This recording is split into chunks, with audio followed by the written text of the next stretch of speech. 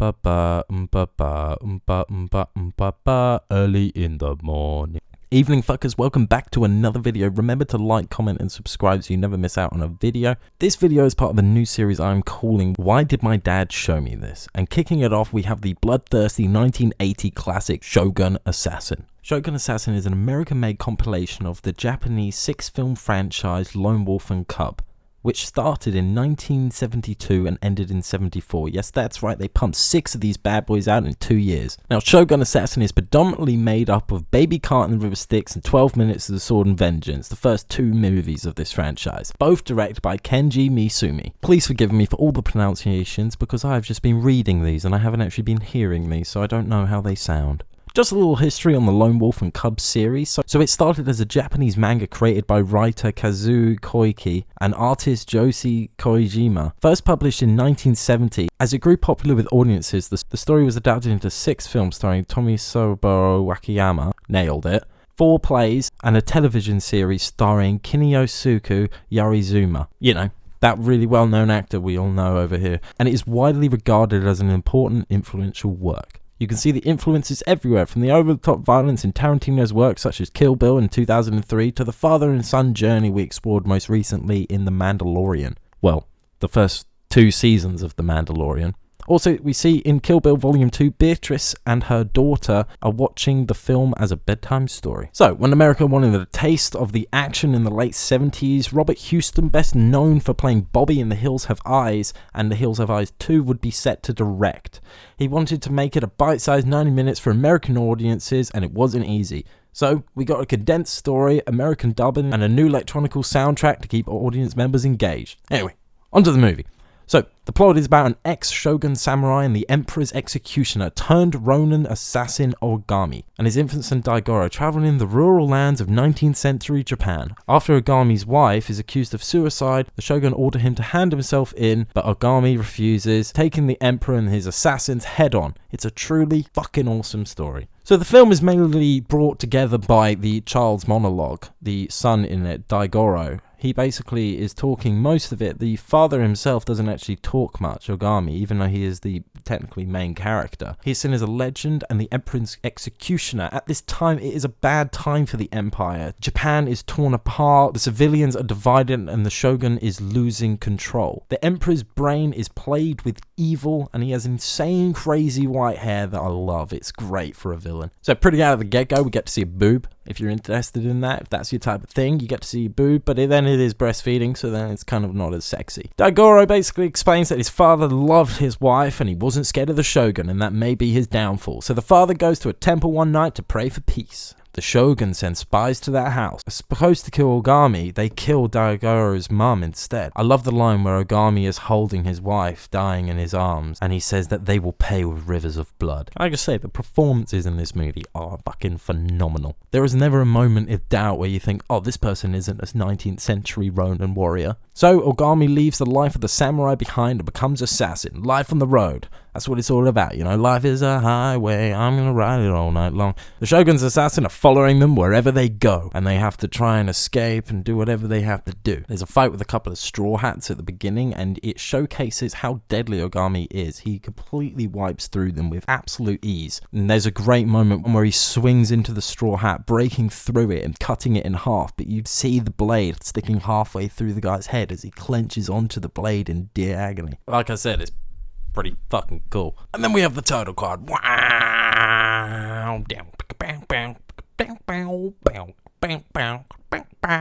So the boy explains that they basically just sit by a fire in silence all the time. You know, they travel from land to land, but they don't want to make any noise in case the shogun's ninja shows up. Father rarely talks to him, but occasionally he starts telling him about the past and his mother, and his dad gets a bit of PTSD and gets lost in the past sometimes. Then we get a cool flashback. This scene is probably one of the most famous scenes of the movie. Ogami and his son are wearing some wicked white robes, and Ogami basically gives Daigoro a choice. If he chooses the sword, he will join his father on his journey, but if he chooses the bull, he will remain and he will join his mother in death. Now, I think he's meaning that the shogun would kill him, but the way he talks in the dub is that he's going to kill his own son, and I don't know if it's because he wants to do it with, like, mercy rather than the shogun just, like, slaughtering him, but who knows. Luckily, Daigoro chooses the sword, and the father says his mother would be proud, and the two go on their journey. The film is kind of jumping around at this point. It's not a linear story because obviously it's a compilation of the first film and 12 minutes of the second film. So it's a little bit confusing at first because you jump around, but they manage to do it in flashbacks where you're not totally confused and you get the whole story. So the Shogun go to Ogami's house and they give him his sentence, giving him choices. Come and be arrested or fight the Shogun and die. He defiles the Shogun to an absolute shock. The guards don't know what to do because they weren't expecting him to defile, so he ends up taking them out pretty fucking quickly. I love the quick pace editing that goes between this, and his white robe slowly gets covered in blood. And it is great. He's at one point doing 1-on-8 combat, fighting, doing his thing, hacking and slashing, but there's a beautiful pace and it's slow and thoughtful. And with each strike, it actually means something. So pretty much whenever a strike happens with the sword, somebody ends up dying. And it's almost always on the end of Ogami's sword. There's a great bit where the last guy, he cuts through him, cutting some bamboo, which has been locking a door behind him. The door opens to reveal the Emperor with a lot more guards. They surround Ogami. They give him a choice. The Emperor challenges Ogami to a fight with his son. And if he manages to kill the Emperor's son, then he gains his freedom. It just cuts there, you don't really get any build up, and they're standing in a field, beautiful sunset going on, and then they just start running at each other, holding out their swords in true samurai fashion, running towards each other, looking at each other dead in the eyes. Anyway, they run closer and closer, boom, boom, boom, boom, boom, boom, and then fucking just as they get to it, Ogami points his head down, and Daigoro's on top of him, blind the Emperor's son, just giving him enough time for Ogami to cut his head off, and it is probably my favourite shot of the movie. Sunset in the background, Ogami with his son on his backpack, just blood squirting out the top of the Emperor's son's neck as his head falls to the floor. And then we're back on a fire, they sit in silence once again. The son is just reminiscing about times before. So they decide to go to a town. Sometimes they go to a town, but towns are very dangerous as the Shogun's men could be anywhere, as the son describes. Anyone could be a ninja, from a woman, a child, or a man. But they got to take a bath. They got to wash. So they go to the bathhouse, but the owner isn't happy as he thinks Ogami is going to cause trouble, knowing that he is a Ronin and out for being wanted. The owner is about to kick them out before Ogami pays his bill and asks the man if he could give him 1,000 pieces of gold, sweetening him and allow Ogami and his son to be allowed to take a bath in peace.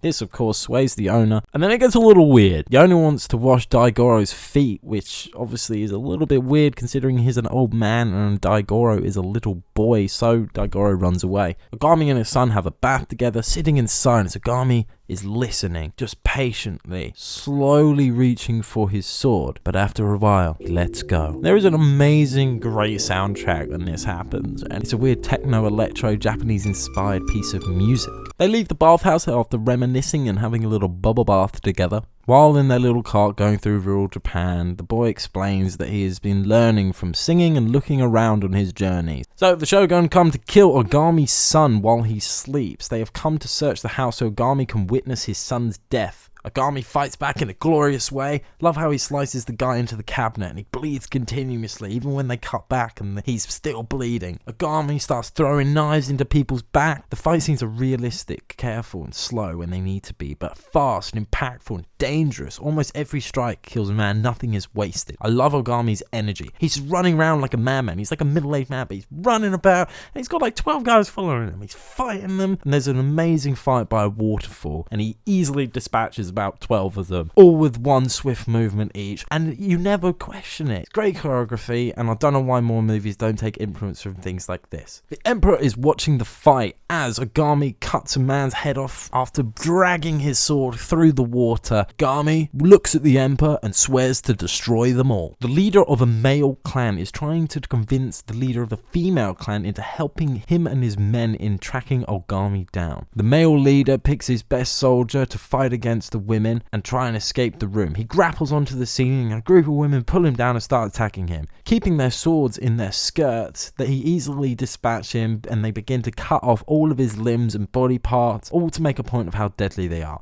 But didn't exactly seem like a fair fight. I know he's a man and they were trying to prove a point, but there was also like 8 of them, all with swords, no matter how good you are. I mean, Ogami actually just took down 12 people, didn't he? Alright, forget it as anything. The leader of the woman clan tells the leader of the male clan that her girls will take down Ogami themselves. So, some time has passed, God knows how much, but they're walking down a snowy road, but Ogami is swinging around a chain on fire. He leaves a sign when he sees a picture of a wolf on a temple, and that's him picking up a job. He decides to meet the client in secret. It is a bunch of monks. They go to meet the lone wolf and they want to hire him to kill someone, but they want to prove that he is who he says he is. So he throws a sword through the canvas walls of the temple, piercing a ninja through like 2 walls, making him fall through it. Ogami asks if this is enough proof, and the monks believe it is him now. He gets 1,000 pieces of gold. Conveniently, just gave 1,000 pieces of gold away. The head monk explains ninja spies are on their way by boat. 3 brothers of the Steel of Death. One with claw, one with clubs, and the other uses iron fists. They wish him luck. The lone wolf takes his son on the mission in his little cart again. The son counts how many people his father is going to kill so he can pray for their souls, but his father tells him not to, as they don't know how many they're going to kill. They notice a group of female performers on the side of the road. Little suspicious, but they begin to watch. But as they are watching, Lone Wolf and his son are attacked, and in classic Ogami fashion, easily dispatches them. After this attack, his son states that he has now killed 345 people. Can I just bring up some numbers for this? So John Wick has 439 kills. Now, I know that Ogami has not quite got that number. Bear in mind, this is 19th century Japan, and he's doing this with a sword. Crazy. Another big killer is Rambo. Rambo's only had 263 on screen and 59 in the Vietnam War. So that is a grand total of 322. So this guy has killed more guys than Rambo with his sword. While Rambo's standing there with his machine gun cutting down waves of enemies, this guy with 1 sword. Anyway, I can't explain how much blood just comes out of people whenever they have a fight. It's just fucking endless, just streams of blood gushing out. Okay, Lone Wolf and his son go past a river where women are washing their clothes. He meets 2 women on the same path as they're coming towards him. They throw their straw hats at him and they have blades around the rim. Then Ogami fucks them up. He just sheaths his sword, carries on walking, with 2 more suspecting women approaching him. They pretend to greet the child before attacking them, and they hide knives in their vegetables. The cart has blades on the handle, and even some for the kid to use, like the one where he stabs the woman in the cunt. Love how 3 bodies are just resting on his cart at the end, and he just shakes them off, carries on with his journey. This guy doesn't care. Bear in mind, Daigoro said that Ogami has killed 345 people. This isn't even like the end of the movie. This isn't even like the end of the franchise. This guy is brutal. So Ogami's just walking along again. A net gets thrown over Ogami and his son, and he tries to set himself free. The woman who throws it declares herself as Supreme Ninja. No, she's the woman, female leader. They have a fight. She stops the sword with her hands. It's great. And then she jumps out of her outfit and runs all really fast. And there are some goofy moments in this film. I can't lie, there is some silly moments. After she runs away, Lone Wolf and Cub continue their journey to assassinate the 3 brothers. As they're walking along, Lone Wolf realizes that it's quiet, a little too quiet. Electronic music starts as Lone Wolf gets a little bit more wary, spotting about 20 men in straw hats in the trees. One of them grapples Ogami's sword away, and Ogami launches the cart with his son in it towards him, and the spikes come out of the wheels and it cuts off a few of the men's feet. So fun. And then we're off again, straight to the races. Ogami proceeds to kill the man one by one with a large stick with blades hidden in it.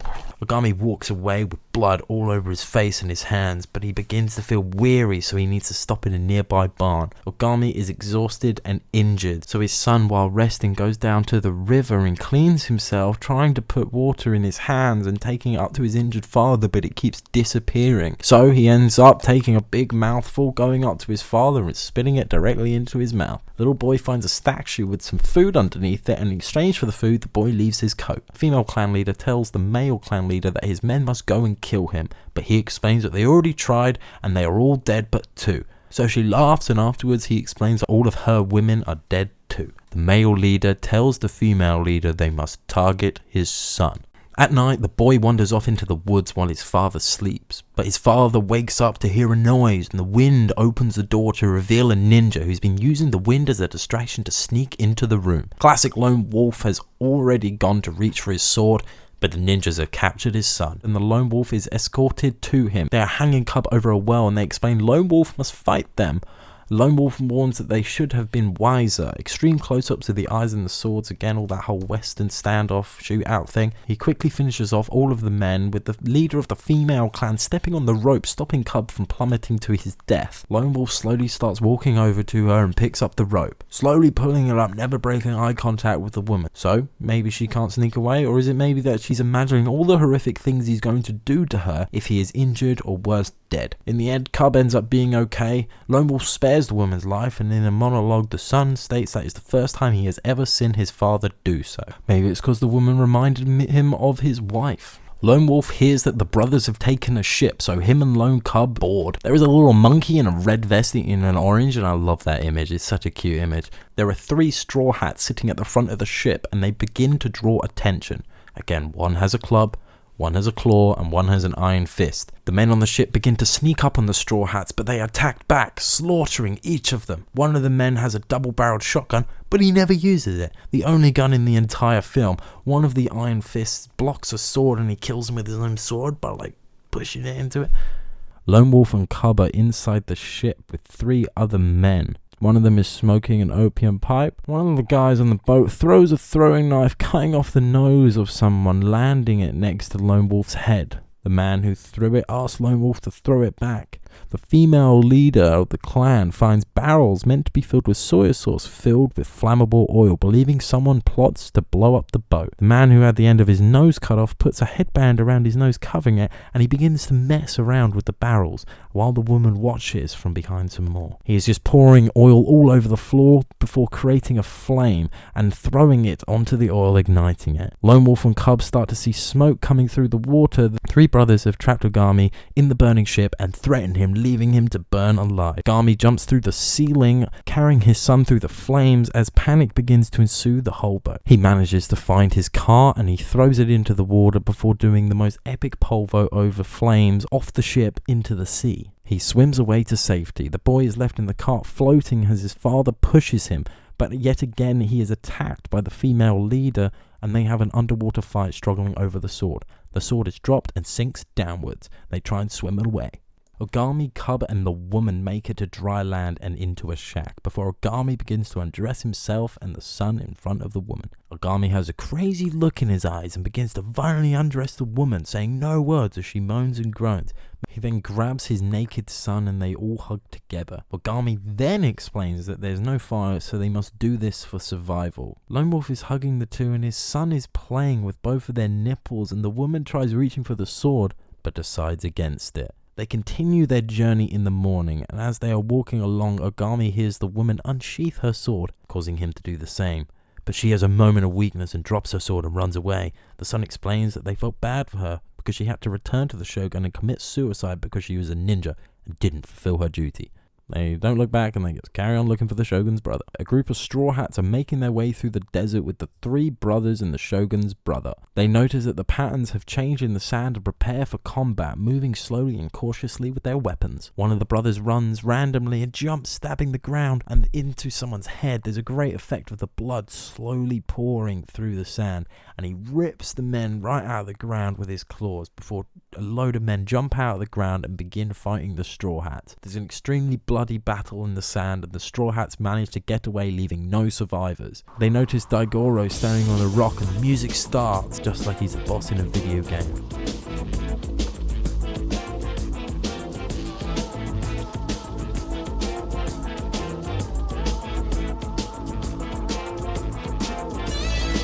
The 3 brothers make their way up the hill swiftly and face Ogami. The wind is flowing beautifully. He challenges all 3, masterfully taking each out. He cuts the club brother's head in half. The iron fist brother gets a sword thrown through him after a wicked flip from Ogami, and the claw brother gets his throat split, causing a gushing wave of blood that continues flowing out of his neck as he gives a speech about dying. Lone Wolf then goes and defeats the remaining straw hats down the hill, cutting open the box to reveal the Shogun's brother. Ogami murders him, claiming that the Shogun mean nothing to him. Lone Wolf and Cub walk away from the massacre, and it's the fucking end.